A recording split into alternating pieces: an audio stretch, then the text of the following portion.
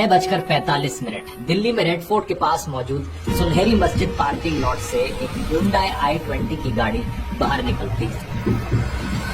ये गाड़ी लाल किले के पास से यू टर्न लेकर सीधा उसके 6:52 ये बहुत धीरे धीरे चलकर एक रेड लाइट पर आकर रुक जाती है। ये वाली red light Lal Qila metro station के गेट नंबर 1 से बहुत नजदीक थी और कुछ ही सेकंड बाद दोस्तों एक बहुत बड़ा धमाका होता है।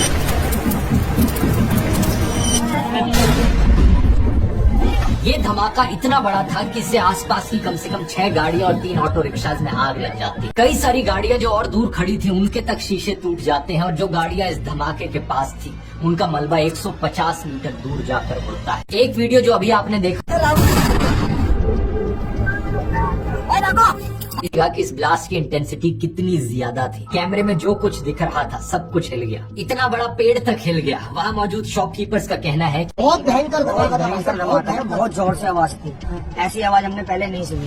बताया जाता है कि धमाके की आवाज करीब 2.5 किलोमीटर दूर ITO तक सुनाई दी। 6:55 पर दिल्ली फायर सर्विसेज को कॉल आती है, जिसके बाद उन्होंने आग पर काबू करने के लिए 7 फायर टेंडर्स को डिस्पैच कर दिए। एक आई विटनेस बताता है कि इस ब्लास्ट के 10 मिनट के अंदर अंदर लगभग 7 बजे के अराउंड पुलिस वहां पर आ गई थी और 7:15 तक एम्बुलेंसेज भी वहां पहुंच गई। धमाके में कुल मिलाकर 20 से ज्यादा लोग घायल होते हैं, जिन्हें तुरंत लोकनायक जयप्रकाश हॉस्पिटल ले जाया जाता है। घायल लोगों में से 8 लोगों की हॉस्पिटल पहुंचने से पहले ही मौत हो जाती है और अभी तक की इंफॉर्मेशन के हिसाब से इस ब्लास्ट में 13 लोगों की जान जा चुकी है। धमाके की सूचना मिलने पर बॉम्ब डिस्पोजल स्क्वाड और फोरेंसिक्स की टीम्स भी मौके पर पहुंचती है। प्रदेश के रहने वाले लोकेश अग्रवाल जो हॉस्पिटल में एडमिट अपने बेटे की सास से मिलने दिल्ली आए थे। इसके अलावा अमरोहा में रहने वाले DTC के बस कंडक्टर अशोक कुमार अपनी ड्यूटी करके घर जा रहे थे। दूसरे विक्टिम नौमान एक कॉस्मेटिक स्टोर में काम करते थे और इसी तरह है जुम्मन मोहम्मद ई रिक्शा चलाते थे और अपने फैमिली के इकलौते हॉस्पिटल पहुंचते हैं, जिसके बाद वो उस जगह पर भी जाते हैं जहां पर धमाका हुआ था और फिर उनकी तरफ से एक बयान दिया जाता है। हम सभी एंगल को खुला रखते हुए इसकी गहन जांच शुरू कर।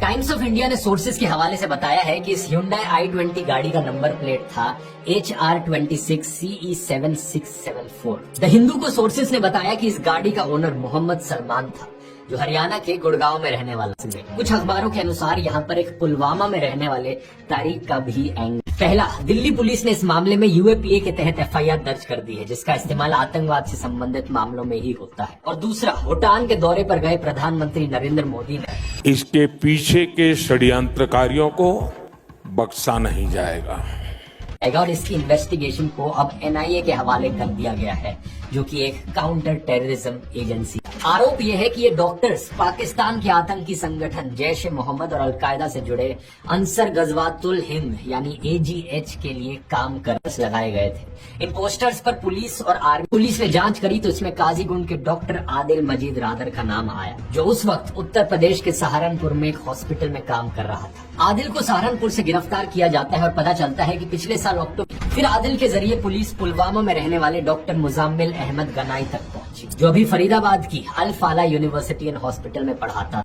अप्रोक्सीमेटली 360 kg जो है इनफ्लेमेबल मटेरियल बरामद हुआ है, जो कि सस्पेक्टेड अमोनियम नाइट्रेट 3000 किलो से ज्यादा बताया जा रहा है। इसमें अमोनियम नाइट्रेट होने का शक है। एक walkie talkie, 20 timers, batteries, remotes और 5 किलो हैवी मेटल्स और इलेक्ट्रिक वायर्स जैसे बम बनाने वाले सामान को भी इकट्ठा किया। यहीं पर एक क्रिनकॉव राइफल, 3 मैगजीन्स और एक पिस्तौल भी मौके पर। द इंडियन एक्सप्रेस ने जम्मू कश्मीर पुलिस के टॉप सोर्सेज के हवाले से बताया है कि दिल्ली में जो ब्लास्ट हुआ वो फरीदाबाद में अरेस्टेड लोगों से कनेक्टेड है। इनमें से एक लखनऊ की एक महिला डॉक्टर है जिसे गिरफ्तार किया जा चुका है, लेकिन एक डॉक्टर उमर नबी अपने साथियों की गिरफ्तारी के बाद गायब हो गया था और इसी उमर नबी पर ये धमाका करने का शक है। एलिजिडली ये पुलवामा के उसी कोयल गांव का रहने वाला है जिससे मुजामिल आता है और ये भी अल फला यूनिवर्सिटी में काम करता है। इस उमर नबी को दिल्ली धमाके से जोड़ने वाला एक और प्रूफ ये Hyundai की i20 गाड़ी को बताया जा रहा है। हिंदुस्तान टाइम्स ने पुलिस सोर्सेज के हवाले से बताया कि धमाके में इस्तेमाल हुई ये गाड़ी आखिरी बार उमर के पास थी और धमाके से पहले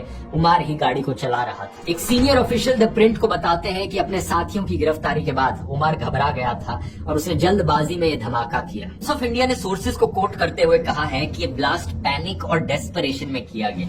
ये बॉम्ब लूजली असेंबल्ड था और पूरी तरह से डेवलप नहीं हुआ था, जिसकी वजह से इसका लिमिटेड इम्पैक्ट रहा और कोई शार्पनर नहीं मिले। उनके अनुसार उमर ही इस गाड़ी को चला रहा था और इस ब्लास्ट के एक्सप्लोजिव्स उसी तरह के हैं जैसे फरीदाबाद रेड्स में मिले। इसके लिए उमर की मां का डीएनए सैंपल लिया गया। 13 मासूम लोगों की जान चली गई। कितने परिवार उजड़े। इन लोगों को पहचानना इतना मुश्किल नहीं है। ये हमेशा इस फिल्मी विलन की फोटोज और वीडियोस शेयर करते हैं। जैसे कि कई सारे कमेंट्स मैंने सोशल मीडिया पर देखे कि बिहार इलेक्शंस अगले दिन थी, उससे पिछली रात को धमाका हुआ, तो पक्का इसके बीच में कोई कनेक्शन हो। ये वही सवाल है जो 6 साल पहले भी उठा था पुलवामा हमले के दौरान।